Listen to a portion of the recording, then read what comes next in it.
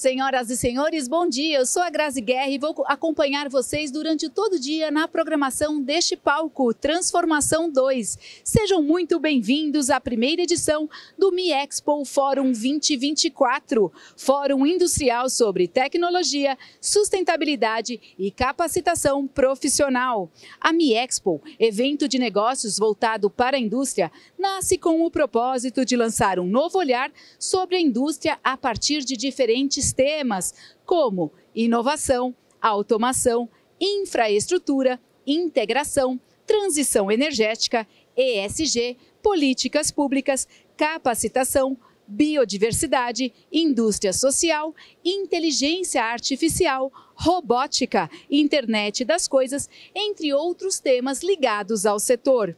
Esse é o segundo dia de evento, onde tivemos a realização de 30 painéis ontem, que foi um verdadeiro sucesso, em nossos 4 palcos, com discussões de profissionais nacionais e internacionais, sobre temas atuais e importantes, todos ligados à indústria. O objetivo desse evento é inovador, é contribuir para a formação da nova indústria brasileira, promovendo muita inspiração e conexão, com troca de experiências e também conhecimento, networking, oportunidade de capacitação, geração de novos negócios e ideias para moldar o futuro desse setor, que é fundamental tanto para o desenvolvimento como também para a economia do país. E agora a gente vai agradecer todas as nossas associações que participam também deste evento e são fundamentais para o desenvolvimento da indústria do país. Entre elas, destacamos Anfavea, Associação Nacional dos Fabricantes de Veículos Automotores, a ABIMAQ, Associação Brasileira da Indústria de Máquinas e Equipamentos, a BIMO, Associação Brasileira da Indústria de Dispositivos Médicos, a BIT, Associação Brasileira da Indústria Têxtil e de Confecção, a BEDIB, Associação Brasileira da Infraestrutura e Indústria de Base, entre outras associações que também estão para facilitar e também comandar a indústria do país. E para iniciar a nossa programação do palco Transformação 2, temos agora o tema, a Indústria 4.0, conectando tecnologias, processos e pessoas. Convido então para este painel Daniela Braates, diretora da Agência de Inovação.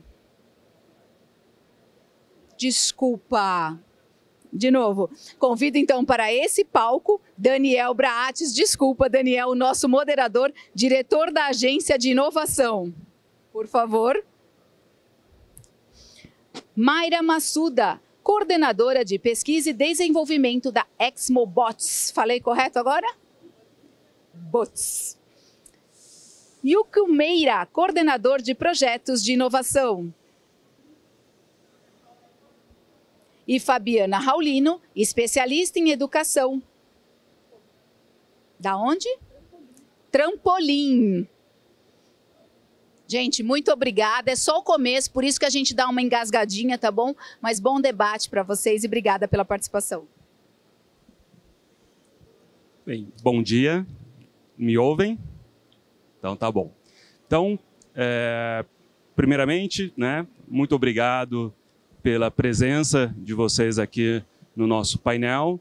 Um prazer estar aqui e ter esses momentos de compartilhar, de poder compartilhar com vocês algumas histórias, algumas experiências, estar aqui junto com esse time fantástico para discutir um pouco sobre indústria 4.0, falar sobre tecnologias, processos, especialmente pessoas. Tá? Eu sou Daniel Braates, sou professor no Departamento de Engenharia de Produção da Universidade Federal de São Carlos, estou como diretor da Agência de Inovação da universidade e tenho trabalhado com o tema Indústria 4.0, juntamente com alguns outros temas. E a ideia, quando me foi colocado a proposta de ter um painel para discutir a Indústria 4.0 numa perspectiva diferente, pela qual a gente vem trabalhando nos últimos anos, foi trazer pessoas que pudessem compartilhar com a gente as experiências que elas têm tido, não necessariamente ligado ao tema direto de Indústria 4.0, mas nesse processo de discussão de como as tecnologias, processos, especialmente pessoas, elas estão envolvidas no desenvolvimento dos lugares onde elas atuam, né? Então, aqui a gente vai ter diferentes experiências, formações, e eu vou passar, né, rapidamente para que eles possam também dar o bom dia deles e falar um pouco, né, da carreira, né, apresentá-los, né, devidamente. E aí depois eu retomo, vou fazer aqui, como eu falei com eles, uma primeira provocação e a gente começa com as falas de cada um. Então, né, Mayra, por favor. Bom dia. Bom dia. Bom, para me apresentar rapidamente, meu nome é Maíra, eu sou da Xmobots, né, empresa de São Carlos, empresa de drones de São Carlos. Eu sou aluna, ex-aluna da UFSCar, né, fiz um mestrado e doutorado lá na UFSCar, também fiz parte do doutorado na Universidade de Granada, na Espanha. E tenho atuado na área de tecnologia, né, na área de recrutamento e seleção, principalmente, mas também no desenvolvimento de pessoas, cultura, na área de tecnologia, engenharia já há um tempo. Então, hoje na Xmobots eu estou liderando o time de recrutamento para pesquisa e desenvolvimento da Xmobots, e o nosso maior desafio hoje é no nível de recrutamento de pessoas, atração de talentos e retenção. Então, eu vim falar um pouquinho sobre esse tema hoje também e compartilhar um pouco dessa experiência. Obrigado, Maíra. Bom dia, pessoal. Meu nome é Yukio, eu hoje estou como coordenador de novos negócios e inovação dentro da Indigo. A Indigo é uma startup que trabalha com a implementação de manufatura aditiva para reposição de peças dentro de grandes indústrias, tá? Mas também tem um vínculo muito grande com a UFSCar, sou ex-aluno de lá, fiz o curso de Ciência da Computação, apesar de depois ir fazer um mestrado na engenharia de produção da USP, né? Então, durante os meus últimos 6, 7 anos ali, eu estive trabalhando com consultoria de inovação corporativa, trabalhando principalmente com projetos de inovação, gestão de portfólio e inovação aberta com grandes empresas, principalmente grandes indústrias, Ambev, Cargill, Philip Morris, enfim, tem uma série de outras indústrias. E hoje a gente, enfim, dentro da minha atuação, a gente acaba trabalhando muito nessa temática de implementação de novas tecnologias, onde as barreiras são as pessoas, né? Então, espero contribuir um pouquinho com o papo hoje, trazendo um pouco das experiências aqui. Bom dia, pessoas lindas. Maíra veio com um time grande aqui, muito bom ver vocês assim animados, com esses sorrisos de manhã. Eu sou Fabiana Raulino, também, né, da casa UFSCar, fiz mestrado em engenharia de produção. Não foi no campus de São Carlos, foi no campus de Sorocaba. E eu trabalho hoje com educação corporativa, principalmente assegurando que startups que são pegas pela indústria, elas não percam a sua cultura de inovação quando entram em ecossistemas complexos. Então, hoje eu estou no meu doutorado em Tecnologias da Inteligência e Design Digital pela PUC de São Paulo, na linha de pesquisa em Inteligência Artificial e Semiótica, mais voltado a ecossistemas de aprendizagem dentro da indústria. Então, a proposta hoje vai ser falar um pouquinho como que a gente faz com que as pessoas continuem aprendendo em seus ecossistemas, como é que a gente faz para aquela pessoa que todo dia vê o sol nascendo quadrado numa indústria que tem uma cultura mais tradicional, ela não perca a cultura de inovação. Então é isso que eu vou falar um pouquinho hoje aqui no painel. Ótimo, né? Acho que aqui a gente já teve, né, um primeiro gostinho do que nós vamos escutar. Como vocês puderam ver, né, eu escolhi a dedo aqui os meus colegas de painel, todos com alguma ligação, todos amigos, e eu tenho certeza que a gente vai poder realmente colocar alguns pontos que são importantes, né? Eu acho que uma das primeiras coisas que eu queria apontar, e aí até eu brinquei com o Yukio, que eu já ia fazer uma provocação, com esse primeiro problema que nós tivemos aqui no painel com a questão do som, né? Que é isso, né? A tecnologia, olha como é interessante esse formato que a gente está tendo aqui nesse painel, a organização do evento, né, tem sido maravilhosa, acho que temos tido vários exemplos aqui de coisas que funcionam, mas também a gente tem, né, os imprevistos, a gente tem as ocorrências e muitas vezes muito associada à questão tecnológica que a priori, né, tinha tudo para funcionar. E eu acho que isso mostra como é a importância das pessoas, né? Então, assim, a tecnologia, ela tem, obviamente, um papel fundamental na indústria, e a indústria 4.0, ela vem, né, com a integração e um uso inteligente de várias tecnologias, algumas realmente recentes, mas algumas já com algumas décadas, né? Então, quando a gente ouve falar de impressão 3D, por exemplo, a impressão 3D está há muitas décadas já presente na indústria, né? No mínimo, aí a gente sabe de grandes empresas que na década de 80, 90 já utilizavam impressão 3D em algumas etapas do seu processo. Então, quando a gente fala de integração de tecnologias, isso obviamente é muito importante, mas muitas vezes a gente esquece e tira o protagonismo que as pessoas têm nos seus ambientes de trabalho. Tira o protagonismo de entender os processos que existem e que eles devem ser pensados, desenvolvidos, melhorados, para que realmente as organizações alcancem seus objetivos, né? Nós vamos ter hoje à tarde uma aplicação de um board game que nós desenvolvemos junto com o pessoal da Universidade Técnica de Berlim, na Alemanha, e também junto com o pessoal da USP de São Carlos, que é exatamente a gente fazer uma discussão de como que tudo isso está integrado quando a gente pensa em indústria 4.0, né? E eu costumo brincar que a indústria 4.0, infelizmente, para muito gestor, para muito tomador de decisão, ele não é um produto de prateleira, né? Porque tem muito gestor que adoraria chegar numa loja e comprar. Olha, eu quero aqui uma indústria 4.0 para instalar. Você pode ir amanhã? Vamos agendar para você ir lá e instalar a indústria 4.0? E eu falo, isso não existe, né? Você pode comprar sensor, você pode comprar esteira, você pode comprar drone, você pode comprar um monte de coisa. Mas as tecnologias por si só, elas não vão fazer, né, com que a sua indústria vire uma indústria 4.0. E aí que a gente coloca a importância das pessoas e dos processos para que a gente tenha, de fato, né, uma mudança positiva das organizações. E uma das coisas que é fundamental é entender qual que é o objetivo daquela organização, daquela empresa, né, e como que ela enxerga isso em termos, né, de desenvolvimento tecnológico, mas também de desenvolvimento social, né? Ontem eu assisti aqui vários painéis, passei o dia inteiro aqui, e foi muito interessante que em um deles a palestrante ela focava muito na questão do engenheiro e da engenheira. Falei assim, não, vá lá conversar com o seu engenheiro, vá ver que inovação que ele está fazendo, né? Chama ele para um café, né? Chama ela para conversar, para você entender o que está sendo feito.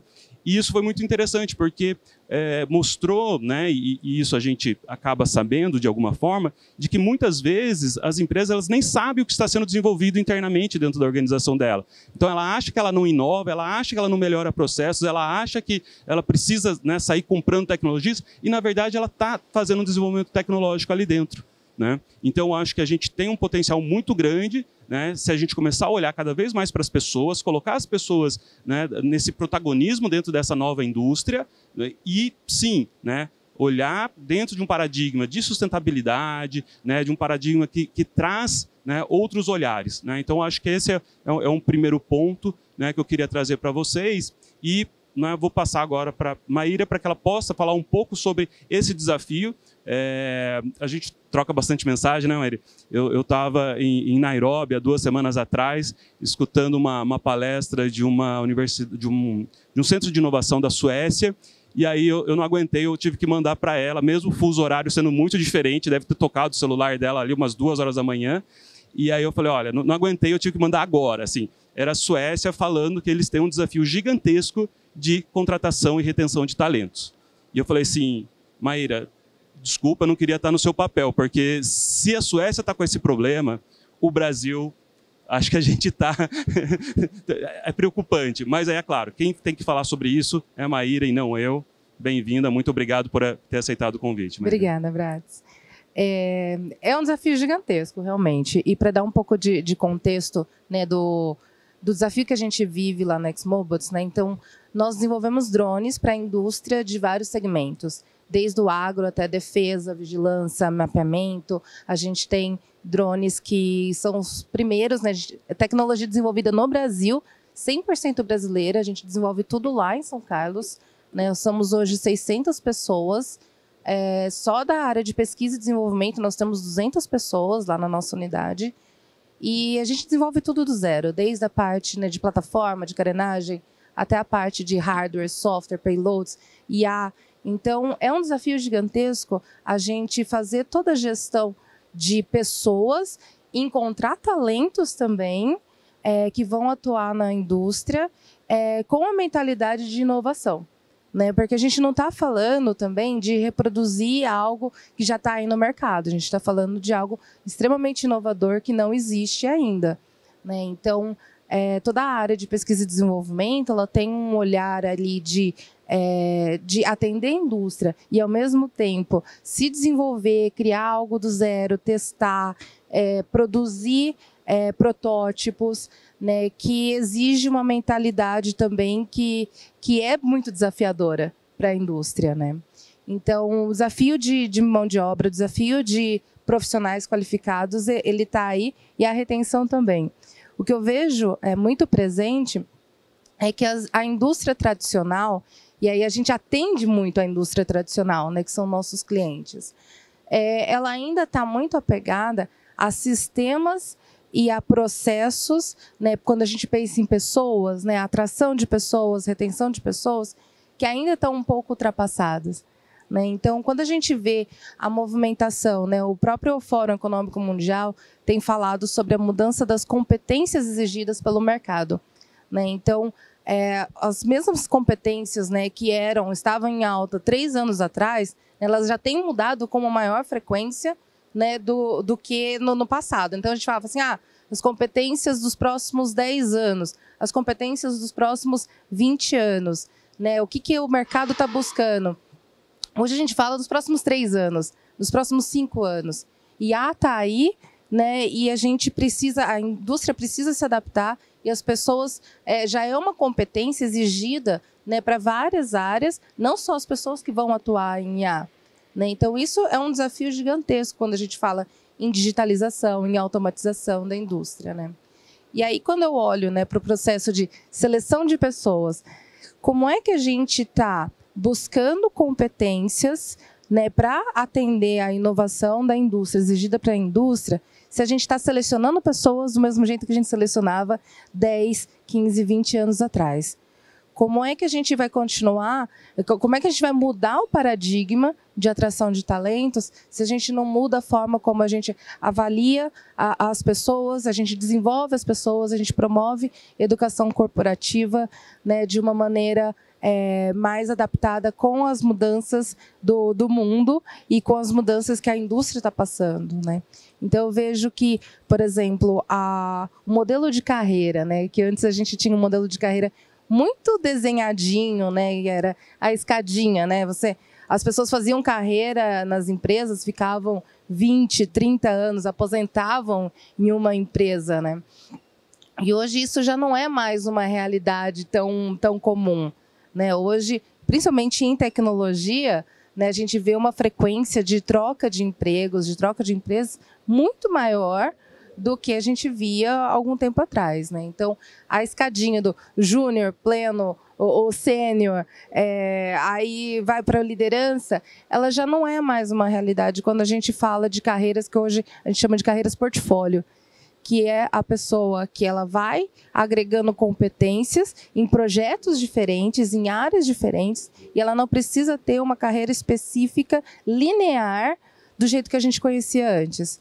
E aí, como é que a gente avalia essas pessoas? Como é que eu faço uma avaliação de performance baseada nos entregáveis, baseada na performance, baseada nas métricas que a gente tinha antigamente?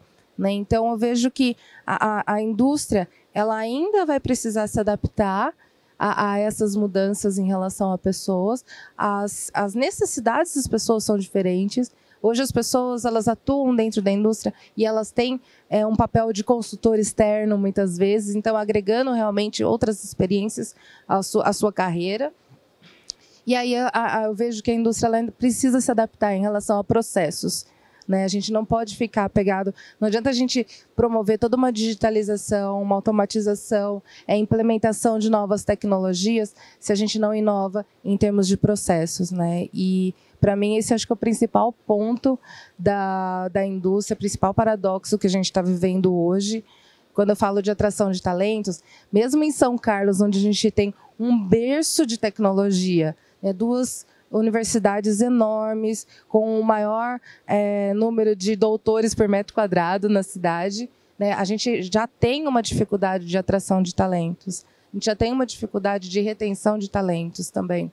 Então, esse é o nosso desafio hoje, entender como é que eu consigo me adaptar, né, adaptar os meus processos, né, de gestão de pessoas, de atração de talentos, de liderança, de avaliação de performance, de avaliação de cultura, de clima, para esse novo momento.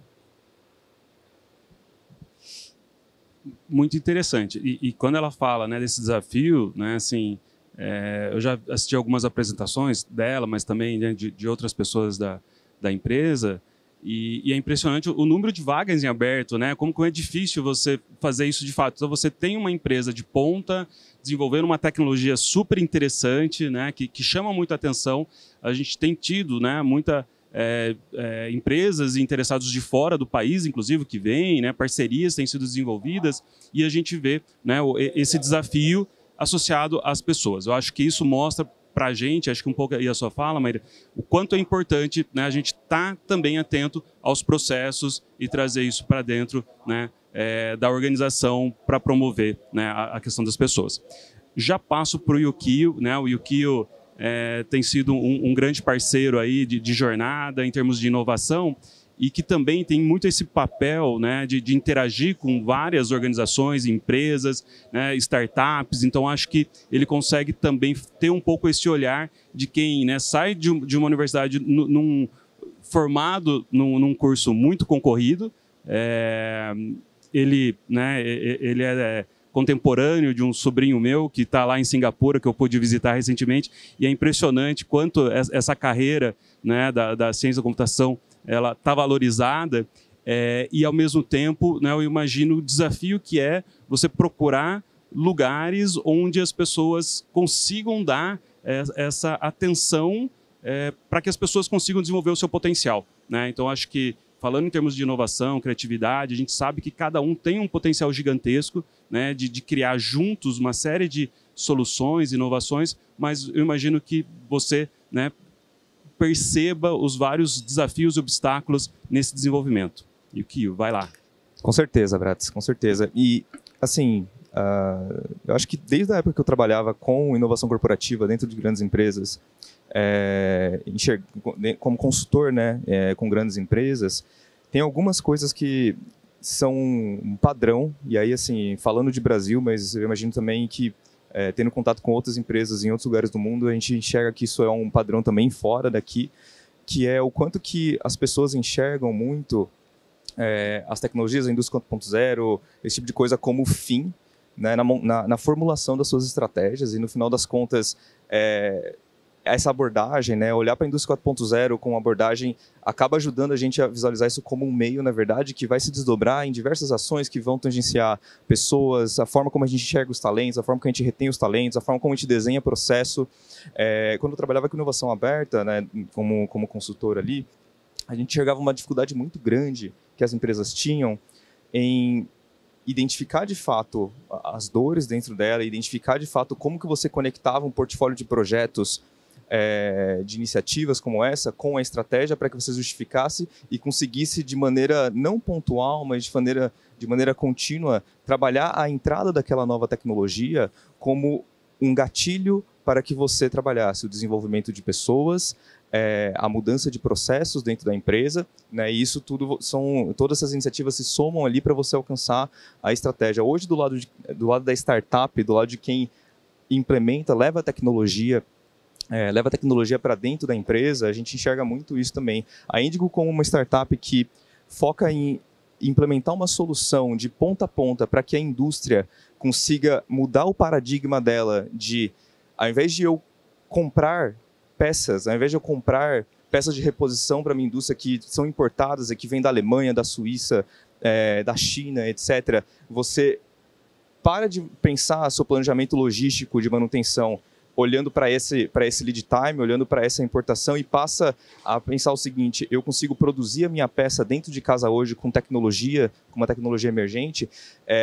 Isso tem um peso muito maior, isso tem uma profundidade tão grande quando a gente fala de transformação dentro da empresa, que não está só em trazer e implementar uma impressora 3D que é a ponta onde a galera imagina, que é o que a startup está vindo fazer aqui, quando a gente conversa com o operador, quando a gente conversa com o coordenador de manutenção, com o coordenador e coordenadora de compras, por exemplo, porque as pessoas elas não são treinadas, infelizmente hoje a gente não tem, a gente tem poucos talentos, poucas pessoas que de fato conseguem enxergar esses projetos, a implementação de novas tecnologias, principalmente tecnologias emergentes que tendem a mudar todo, né, acaba sendo uma mudança complexa dentro da empresa, enxergar aquilo com as várias faces que ela tá trazendo ali para a empresa. No nosso caso, é muito comum a gente entender que 30% do trabalho nosso, de fato, acaba sendo a tecnologia, 70% é o desenvolvimento de pessoas, o trabalho de engajamento de pessoas, da alta liderança principalmente, e entendendo eu como startup, como que eu coloco, de fato, aquele produto como para conectar com a estratégia, né, de uma área que não estava enxergando nem que aquela tecnologia podia entregar uma mudança completa na forma como ela pensa, planejamento logístico, planejamento de manutenção, por exemplo. E aí, as indústrias, uma vez que você inicia esse trabalho, o pessoal começa a sentir a falta de ter pessoas que vieram já de suas formações com aquelas competências, principalmente quando a gente fala de pessoas que já entram pensando numa nova lógica. A manufatura aditiva, como outras tecnologias emergentes ali também, quando a gente fala de gêmeos digitais, quando a gente fala de tomada de decisão baseada em dados, que já é algo que está há décadas a gente trabalhando, mas que mesmo assim as empresas estão lutando, as indústrias estão lutando ainda para desenvolver essa cultura de dados dentro delas, por exemplo. Infelizmente, são poucas as indústrias, são poucas as empresas que conseguem, de fato, trabalhar todas essas pontas ao mesmo tempo. E no final das contas, a gente, como quem está colocando a tecnologia, como quem desenvolve tecnologia, precisa também fazer esse papel de design, né, de design da experiência mesmo, não apenas do produto em si, mas da experiência e do design, como que a gente se adequa a tecnologia ao design organizacional mesmo da empresa com que a gente está trabalhando, para que essa pontinha aqui que aparece no vídeo institucional como uma impressora 3D imprimindo peças que vão resolver um problema de reposição na linha ali, uma demanda muito pontual, parou a linha e a indústria agora tem como repor aquilo muito rápido, por exemplo, sem ter que esperar 30 dias para chegar uma peça, é muito mais do que só aquela impressora bonita aparecendo no vídeo, e é todo um trabalho de formação de pessoas, de incentivar a empresa a voltar para a universidade e falar assim, gente, a gente precisa muito que vocês formem pessoas que estejam já acostumadas com essa tecnologia, que estejam capacidade, consigam trazer e desenvolver uma cultura aqui dentro da nossa empresa, por exemplo. E tudo isso começa com um trabalho de quem coloca a tecnologia ali dentro e de quem abre as portas para que a tecnologia entre, de enxergar que esse trabalhinho ele não acaba no final de uma prova de conceito, por exemplo, e que, na verdade, ele continua e que ele vira um vetor de transformação dentro da indústria, porque no momento que o pessoal lá da linha de produção entende que existe uma nova tecnologia que eu consigo pensar numa solução e tangibilizar ela dentro de casa ali, por meio de uma tecnologia como a manufatura aditiva, isso muda a forma como essa pessoa olha para a função dela, isso muda a forma como a pessoa lida com a própria carreira, e aí é uma oportunidade também da própria empresa de reter, de desenvolver essa pessoa, qualificá-la, né, e torná-la mais valiosa no mercado de trabalho também. Então isso é um pouco da experiência como startup, com quem desenvolve tecnologia, pensa na solução e vai muito além só da parte técnica,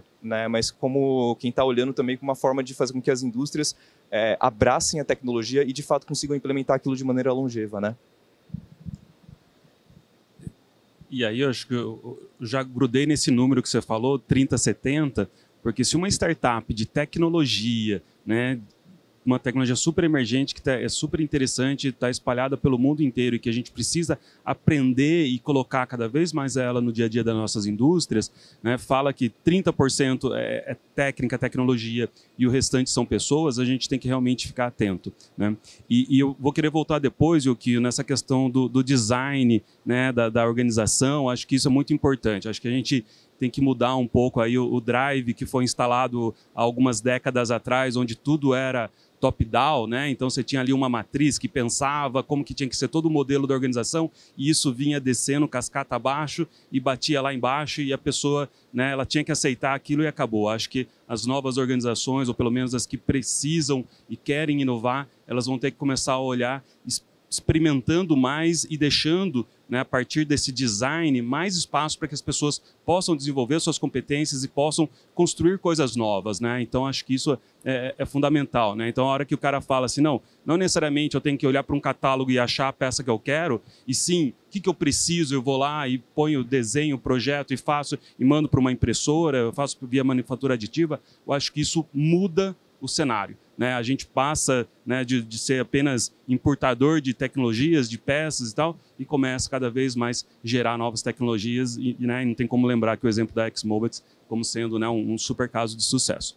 Pessoal, como eu escutei muito, sim, por último na nossa linha aqui de falas, mas não menos importante, muito pelo contrário, Fabi, conte-nos um pouco da sua experiência, fale um pouco de toda, né, essa sua trajetória, que eu sei que esse olhar que você tem para as pessoas é sempre muito especial. Então, né, estou ansioso para escutá-la aqui, por favor. Eu gostei muito da fala dos colegas aqui, até o Yukio levantou uma bola muito especial, que é a questão do Analytics. A gente não criou o mundo agora, acho que a gente, para entender como o mundo está agora, pensar em futuro, a gente tem que ver a genealogia das coisas. Nunca se falou tanto de futuro e fez tanta coisa para o passado como agora. O inferno. Então, assim, a gente tem todo mundo falando de inovação. Quem chega na universidade, que são poucos, é todo mundo enfileirado, um olhando para a nuca do outro, não pode copiar do coleguinha. Não pode usar o celular, tem que desligar o celular. Então você pega uma criança, que provavelmente alguns de vocês aqui têm criança no contexto de vocês? Já está pedindo o cartão de crédito de vocês para comprar coisa no jogo? Criança de 2 anos que pega teu celular, desbloqueia e pula o anúncio do YouTube? A cognição do ser humano, ela é extraordinária. O ser humano, a cognição do ser humano, ela antecipa cenários. Então, quando a gente entra num ambiente como esse, o ambiente comunica com a gente. O nosso cérebro, ele sabe onde, esperamos, né? Onde pisar, onde pôr a mão, onde não pôr a mão. Exposições onde a gente tem que interagir. Se ninguém for lá interagir, primeiro riscar. Se tiver tudo limpo, ninguém põe a mão. Porque ser humano antecipa as coisas. E hoje, quando a gente fala de inovação, com essa palavra tecnologia, que é um guarda-chuva, quando a gente fala de tecnologia, é computação quântica, é nanotech, é inteligência artificial, que todo mundo fica falando inteligência artificial, que tem diversas. Tem inteligência artificial preditiva, que era aquela que todo mundo colocava para pegar grandes volumes de dados e trazer para a gente alguns clusters e categorizações para transformar isso em inteligência. E hoje a generativa, que é o processamento de linguagem natural. Então, não dá tempo de ensinar linguagem de programação para todo mundo. E, infelizmente, a gente hoje está num contexto de privilégio que quem trabalha com computação, com ciência, com programação, geralmente não é equipe diversa. Basta até aqui. Se a gente fizer o teste do pescoço, vocês já ouviram falar do teste do pescoço? É você olhar para a sua esquerda, olhar para a sua direita e ver quem é que está faltando. A quantidade de deficientes que a gente tem ao redor, pessoas de outras raças, onde estão? Ainda que neste palco, generosamente o Bratz trouxe até 2 mulheres, o que é raro quando a gente fala de tecnologia e de formação superior num doutorado. Hoje, num doutorado em inteligência artificial, eu vejo muito times pouco diversos, o que leva a uma generalização extremamente terrível. A gente vê vieses na IA generativa e o pessoal deslogando o ChatGPT, porque perguntou para ele se o Palmeiras não tem mundial, não gostou da resposta, fechou porque a ferramenta é ruim. Sendo que a ferramenta, ela funciona com um prompt de comando elaborado por um ser humano. É o recorte que a gente dá que faz com que a realidade nos traga um determinado resultado. Então, hoje, a minha empresa, a Trampolim, ela existe há mais de 20 anos, então não me considero uma startup, eu já tentei investimento e foi péssimo para a minha carreira. Então, hoje é uma empresa que ela bebe da fonte de eu ser professora há mais de 20 anos. Então, os meus clientes são meus alunos. Foram pessoas que me viram num lugar, que aprenderam comigo e a gente continua aprendendo constantemente, porque eu não estou dentro de nenhuma corporação que tenha uma cultura. Então, eu sou aquela pessoa que chega de fora e digo assim, olha, o jeito que você está descrevendo tua vaga no LinkedIn parecem hieroglifos. Ficou tão aculturado com seus termos, do teu jeito, você não vai achar a pessoa, porque, ao contrário da Maíra, que, aliás, o time Maíra tá lindo aí atrás, gente. Depois eu quero uma camiseta. Sabe? Que diferente dela que fala claramente, eu quero isso, a gente faz isso, topa vir que a gente ensina, o que a gente percebe é que em grandes corporações, em grandes indústrias, o que a gente percebe é, número 1, a gente está fazendo muita coisa de forma caricata. Muita. Se a gente vê palcos e palcos e palcos de pessoas falando, eu sou de determinada empresa, aquele name dropping, né? Fica, eu sou de tal empresa, eu sou de tal ecossistema, eu já fiz isso, eu já fiz aquilo. Ninguém ensina o que fez. Como fez? O seu deu certo porque os times eram diversos. E como você fez essa pessoa que aprendeu em situação de vulnerabilidade, essa pessoa que tem medo, dar certo? Como é que você fez um líder não usar o cargo dele para ser um gestor tirano? E aquele time ser saudável e se sentir à vontade para ter ideias. Então, são essas as perguntas que as pessoas não respondem e times como esse aqui respondem. Então primeiro, a gente cultivar espaços de livre circulação da palavra, canais anônimos para a pessoa falar o que ela está precisando. Eles são importantes em qualquer lugar. Não adianta, não tem cultura madura o suficiente para a gente sempre ser transparente. A nossa comunicação, ela precisa melhorar. A gente precisa mudar a semântica das coisas, que estamos usando há muitas décadas os mesmos nomes para falar de coisas que hoje mudaram. Então, a gente precisa mudar a semântica de algumas coisas e é por isso que tanta gente anda criando movimentos e culturas e formas de falar e nomes novos, porque senão o nosso cérebro ele volta para onde ele estava. Então hoje quando a gente fala de pessoas, é o lifelong learning mesmo, como a Má e o Yukio brilhantemente colocaram, né, de puxa vida, a gente tem que continuar aprendendo, as competências estão mudando, a questão dos 3 anos, gente, as gerações, lá vou eu, a antiga, na minha época, gente, quando eu pensava nas pessoas que estão na minha idade agora, elas na minha cabeça eram muito mais velhas. Sabe? Eu peço perdão para as pessoas que tinham 40 anos quando eu tinha 15. Porque eu imaginava um outro rolê. Sabe? Eu tô aqui, eu ainda sou imatura, eu ainda tô tentando ver o que eu faço dessa vida. E as coisas para mim, elas estão mudando a cada 2 meses, não é nem 3 anos. Então, acho que hoje aprender a mapear o cenário, mais do que nunca o networking é importante, fala com todo mundo que você pode, explica o seu problema, a sua demanda, porque às vezes a solução está na pessoa que está jantando com você no domingo, vai para a rede social, quem não é visto não é lembrado, e os algoritmos das redes sociais são cruéis, você tem que dar um jeito de postar sempre, escolher semanticamente o que te traduz, porque é assim que você conecta com as pessoas hoje em dia. Muito legal, né? Porque eu acho que a gente consegue perceber a necessidade de mudança, né? Como ela é premente.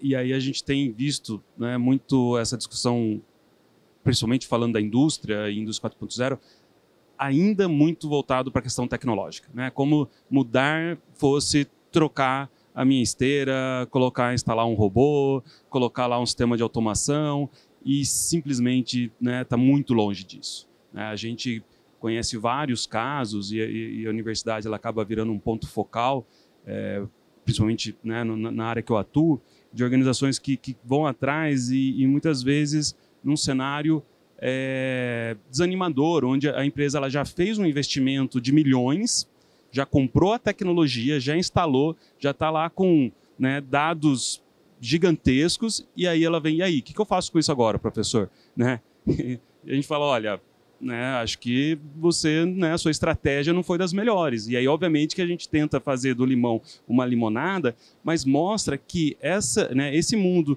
onde as certezas eram grandes e você tinha ali as verdades absolutas, ele está deixando de existir. Né? Então, você instalar uma tecnologia nova, você, né, colocar isso como algo prioritário, está muito longe de resolver de fato o problema da sua organização. né? Então, acho que a questão da gente pensar o acompanhamento disso com os processos e pessoas é fundamental. E não como resultado, e não como impacto, e não como desdobramento, e sim como protagonismo desse processo de mudança. Tem que ser colocado junto. Quantas vezes a gente vê que primeiro se define a tecnologia, primeiro se define, né, o produto, e depois, né, a gente aquilo total top-down, e aí vamos correr atrás do prejuízo, né? Então, já escutei isso em diversos, né, cenários, um deles relativamente cruel, ao meu ver, porque era um design review de uma indústria de processo contínuo, e era um investimento de milhões, algo que estava sendo feito, e aí o gestor do projeto fala assim, olha, não vamos mudar, porque corre-se o risco de atrasar o projeto, e a gente precisa implementar. E eu falo, tá, mas tudo bem, então, você vai formalizar de que a gente está implementando algo que é problemático para as pessoas, que vai trazer problemas e que a gente pode resolver isso agora, e você está falando... Ele falou, não, a gente também não vamos colocar nesses termos. Não, mas são esses termos. A realidade é essa. Você está, né, pelo possível risco de atrasar um cronograma, você está aceitando colocar pessoas em risco, colocando pessoas, né, em situações problemáticas, em processos que vão ter grande chance de serem ineficientes, mas você quer garantir o seu KPI, você quer garantir lá o seu indicador de que você entregou. Então, é um olhar isolado, né, que as organizações elas fomentam, né, que é assim, olha, cuida da sua meta e depois a gente vê o que sai lá no final, que está muito longe de ser eficiente. Em termos globais, a eficiência é muito baixa. Somar a eficiência individual, né, está muito longe de resultar numa eficiência global. Então, acho que essa questão da gente ter esses espaços, e eu gosto muito da fala da Fabi, que sim, de construir espaços onde a gente consegue, né, juntar essas pessoas e discutir de maneira real, verdadeira, né, e não apenas ali para dizer que escutou, né? Então, a gente sabe que é um desafio, muitas vezes é necessário canais anônimos, muitas vezes é necessário que você pegue um colega que tem mais experiência, chame ele e fale assim, amigão, que bom que você tem experiência, que bom que você tem 20, 30, 40 anos de carreira, mas a gente precisa escutar os mais novos. Então, vamos dar espaço para essas pessoas entrarem e compartilharem as suas experiências, né? Entenda que, né, talvez uma pessoa que não tem uma formação, não tem, né, uma graduação, né, ela pode sim colaborar, ela pode sim ajudar a construir soluções, né? Um dos exemplos que eu mais uso em sala de aula mostra a minha incompetência enquanto projetista, porque eu trabalho com projeto, né, há mais de 20 anos, 25 anos praticamente, e um dos projetos que eu fiz, a gente desenvolveu um protótipo, e quando a gente levou para uma indústria de processo contínuo, de grande porte, o protótipo ele levou exatos 15 segundos para mostrar o quanto ele era ineficiente, né? Então foi o protótipo que mais rapidamente ele se mostrou ruim. E obviamente que a gente aprende muito. E foi ótimo. Você imagina se eu tivesse, né, a partir da minha história, do meu conhecimento, da minha posição, falar, não, eu achei a solução, está aqui, manda fabricar, manda entregar nos locais, a partir da semana tal, todo mundo vai usar. Ia ser péssimo. Em 15 segundos, um funcionário colocou, né, um corpo de prova em cima ali do protótipo que a gente tinha desenvolvido, ele virou assim, professor, essa instabilidade aqui que está tendo, eu não consigo fazer o exame de raio-x que eu preciso. Isso daqui não pode, não é aceitável.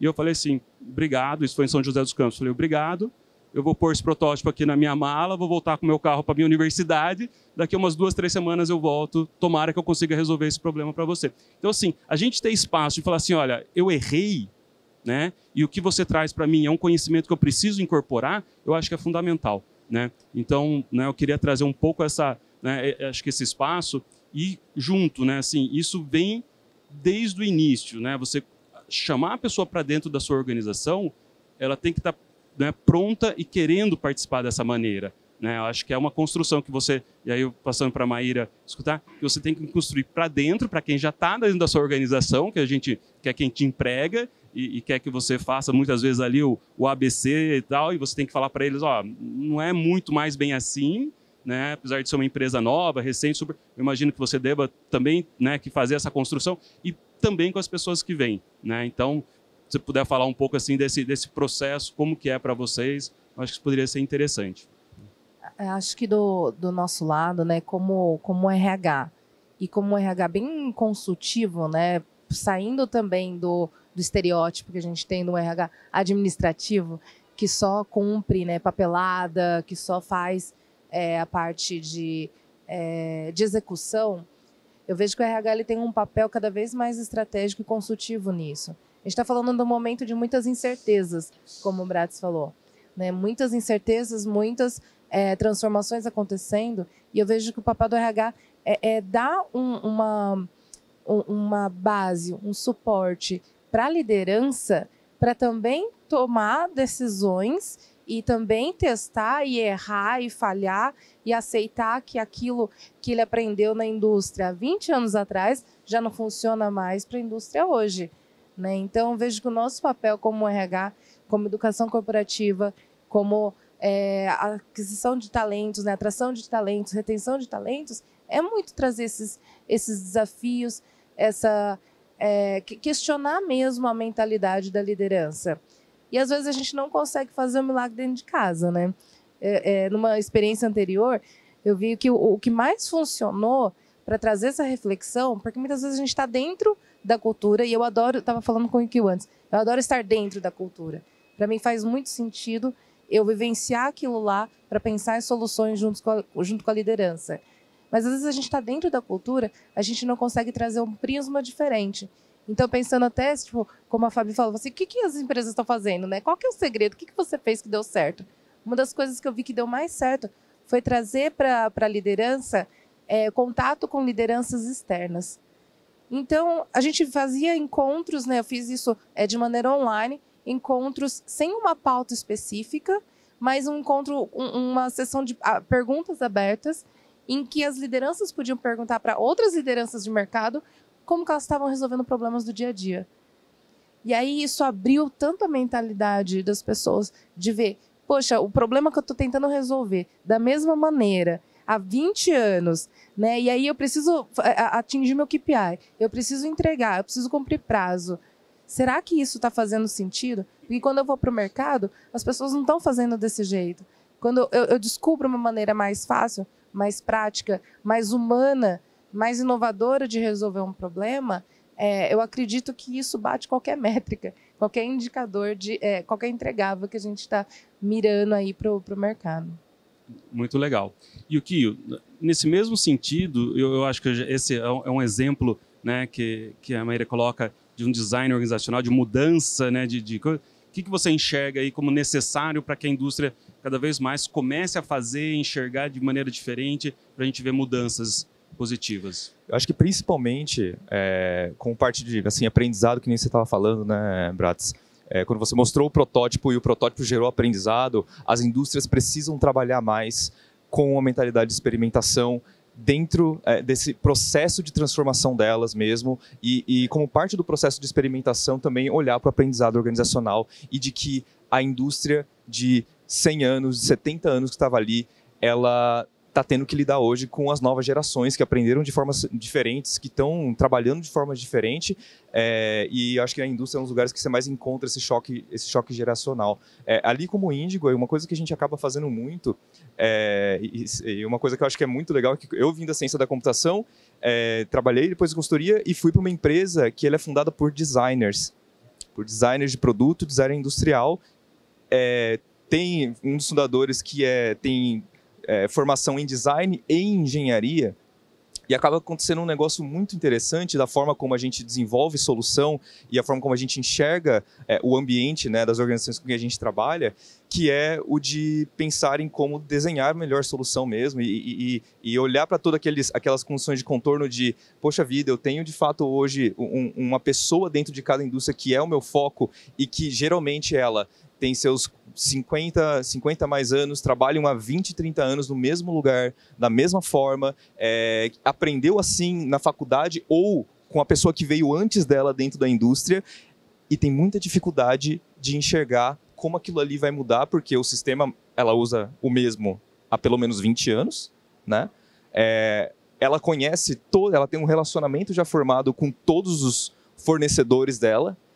E aí eu também coloco um ponto super importante não apenas para as indústrias, mas para as empresas que desenvolvem soluções para as indústrias, que é essa importância de olhar através dessa perspectiva do design organizacional de como que o seu cliente está desenhado, como que acontecem as relações organizacionais dentro ali daquele teu cliente, para que a sua solução seja desenhada para pessoas.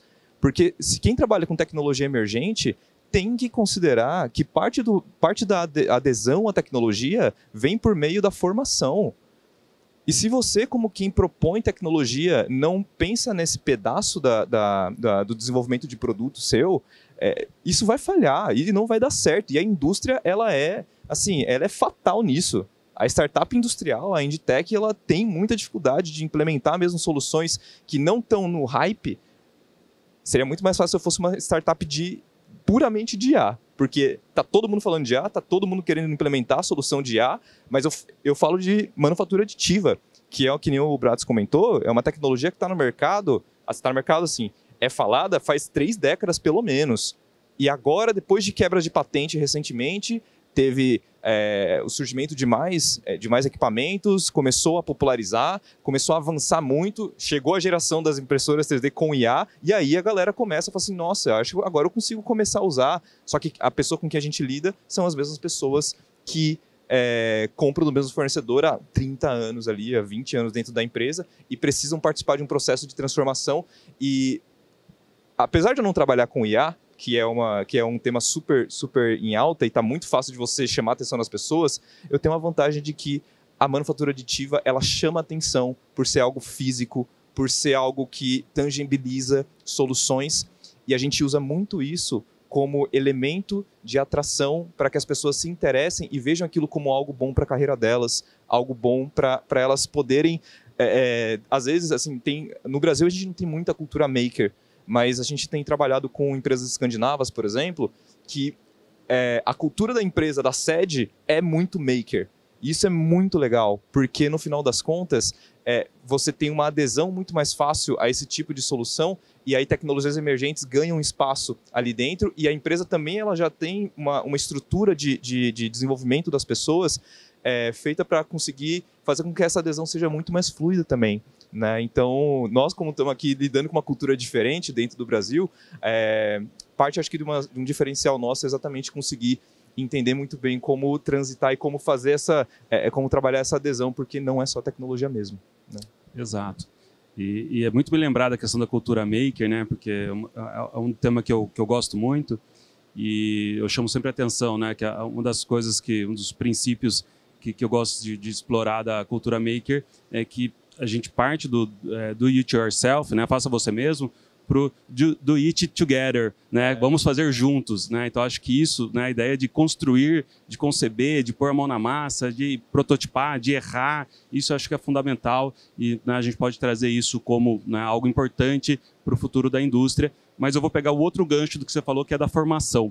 E aí eu vou passar para a Fabi qual que é esse desafio de formação. E aí, Fabi, eu queria que você tentasse colocar isso, talvez não de uma maneira, né, assim, geral, mas a gente sabe que tem a formação em diferentes níveis, né? A gente tem a formação, óbvio, desse pessoal que está chegando e que a Maíra está contratando, né? Mais ou menos que talvez alguns deles tenham alguma resistência, mas eles querem mexer com tecnologia, mas tem uma formação de um pessoal, né, da nossa geração ou de gerações até, né, de décadas, né, mais antigas, aí, digamos assim, que tem uma resistência, ou gosta de ver, mas eles vão, né, olhar para aquilo sempre com o pé atrás e olhar a tecnologia e não saber exatamente o que fazer. Né? Eu acho que pela sua experiência, pelo que você tem empregado, usado, né, nas suas capacitações, e aí eu te acompanho há muito tempo, eu sei que você faz isso, coisas diferentes, desde lá no Senai, num curso de segurança, né, e agora recentemente usando várias outras tecnologias. Então, se você pudesse falar um pouco desse desafio que você vê e um pouco das estratégias, assim, já caminhando assim, o que seria um futuro em que a indústria pode começar a olhar para falar, não, se eu preciso capacitar, formar melhor as pessoas que estão comigo, o que eu posso fazer? Certo. Pondo alguns pontos, primeiro, a gente não pode generalizar algumas coisas, isso é muito importante. né? Não é tão fácil trabalhar com inteligência artificial. Não está tão geral assim, não está tão comum assim. Se a gente for aqui do lado perguntar para as pessoas que trabalham atualmente com tarefas mais operacionais, possivelmente elas não vão ter ouvido. Acontece que a gente tem uma bolha algorítmica mesmo que traz para a gente, né, o que a gente procura, o que a gente trabalha. Então, hoje, em relação às pessoas que estão em lideranças, elas provavelmente são um pouco mais velhas, algumas pessoas que estão nesses ecossistemas mais antigos. E a questão da resistência é que, se eu vi o mundo funcionando de uma forma, o meu cérebro vê aquilo como verdade. Isso é semiótica. É a interpretação de signos e símbolos do mundo que é funcionamento cerebral. Então, para isso, a gente precisa realmente de framework e metodologia. E o Yukio matou a pau aqui quando ele falou de design. Quando a gente fala de design, o jeito como a gente desenha as coisas, o jeito como a gente escolhe a tipografia das coisas, a forma como falamos, as regras, quando a gente mapeia culturas, quando a gente fala, as nossas premissas são essas, isso funciona demais. E aí, fazendo algumas falas muito complementares aos colegas aqui, e roubando todas as suas, quando ele fala muito dos dados, a gente já criou muita informação e a gente fica criando do zero. A gente precisa usar essas coisas e fazer um data storytelling mostrando o que somos, como somos e começando a mudar esses paradigmas. E, Brads, é dose e tempo. É dose e tempo, porque tem gente que não vai mudar mesmo, vai criar resistência mesmo, e você precisa começar a hackear o sistema. Uma grande amiga da área da saúde e segurança uma vez falou para mim, Fabi, o sistema, ele é cruel, ele é enraizado, ele vai lutar para ser como ele é. O status quo, ele existe, mas o sistema, ele pisca.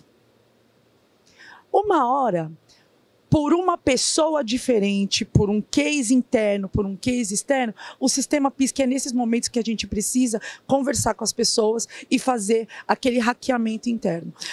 Muitas vezes você precisa trazer uma pessoa de fora, e uma pessoa de fora que tenha uma semântica que vai hackear a forma como aquela pessoa fala. Você precisa ver como é que ela enxerga o mundo, porque às vezes você vai precisar usar o nome de muita coisa de fora, porque nós somos colonizados até hoje. Então, há uma neocolonização, então tudo que é de fora é melhor do que do Brasil. O meu sócio está em Gales, fazendo o doutorado de sanduíche dele lá, e Gales não está tão à frente da gente, não. Está com os mesmos problemas, mesmos questionamentos, Suécia também está, Estados Unidos também está. Não estamos como na década de 90, que a gente ficava vendo que estava chegando uma TV a cabo aqui, que estava há 30 anos nos Estados Unidos. Agora as coisas estão chegando ao mesmo tempo em todos os lugares, com as mesmas perguntas. Então, acho que uma das coisas que mais facilita é mais redes e menos paredes. Quanto mais uma coisa sai de um departamento e antes de ir para outro ela passa por uma bateria de perguntas, isso é acessível, isso vai fazer mal para o meio ambiente, a gente está fazendo isso só porque é mais barato.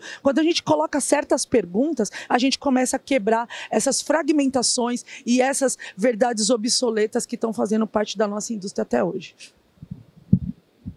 Gente, muito legal, né? Acho que pensar diferente, acho que a gente traz aqui, né, algumas dicas. Pensando no futuro da indústria, acho que o tema desse evento ele é muito interessante, porque ele se propõe a discutir, ele se propõe a sair desse lugar comum, do status quo, né, de realmente colocar pessoas diferentes e organizações diferentes para pensar junto. E eu, né, acho que a gente consegue aqui a contribuição esperada do nosso painel. Né, colocar os processos, especialmente as pessoas, como protagonistas dessa mudança. Né? Não dá para a gente achar que ficar comprando tecnologia de qualquer país que seja, né, e vai resolver o nosso problema. Vai tornar a nossa indústria mais competitiva, vai fazer com que a gente tenha um diferencial. Né? Até porque, obviamente, que eles vendem o que eles querem. Né? E aí, durante muito tempo, a gente recebia as coisas com décadas de atraso, né? E isso, né, mesmo que a gente reduza isso a meses, né, não vai ser isso que vai resolver o nosso problema. Acho que o Brasil realmente ele precisa olhar, né, para um plano de nova indústria Brasil, como o governo propõe, obviamente focado em questões importantes, estratégicas, mas ele tem que olhar com muita atenção para as pessoas. Né? Então, acho que esse era o recado que a gente queria trazer. Agradeço demais, sem palavras aqui, acho que foi uma alegria, né, ter vocês terem aceito o nosso convite. E, obviamente, a gente abre agora, né, para a organização. Não sei se a gente tem tempo para pergunta ou não, agora é com eles. Vamos abrir então para a pergunta, mas assim, uma perguntinha rápida, que a gente está com o horário super apertado. Alguém tem alguma pergunta? Eu já intimidei o pessoal, né? Falei, gente, desculpa, podem fazer a pergunta. Não? Não. Bom, é sinal, acho que vocês foram muito claros, né, nesse tema. E aí só um comentário meu, né? Desde ontem aqui acompanhando todas essas palestras, as pessoas têm muito medo, né, de tecnologia e inovação, por conta mesmo de vir para substituir as pessoas. E tanto na abertura do tema de vocês, como agora no encerramento, e também durante todo o dia de ontem a gente escuta sobre isso, né? Que não veio para substituir, mas veio para complementar. E até aliviante, né, gente? Dá um refresco quando a gente escuta isso. Muito obrigada, gente, pela participação, foi muito rica. E convido vocês aí para continuar conosco e assistir nossos painéis. Muito obrigada.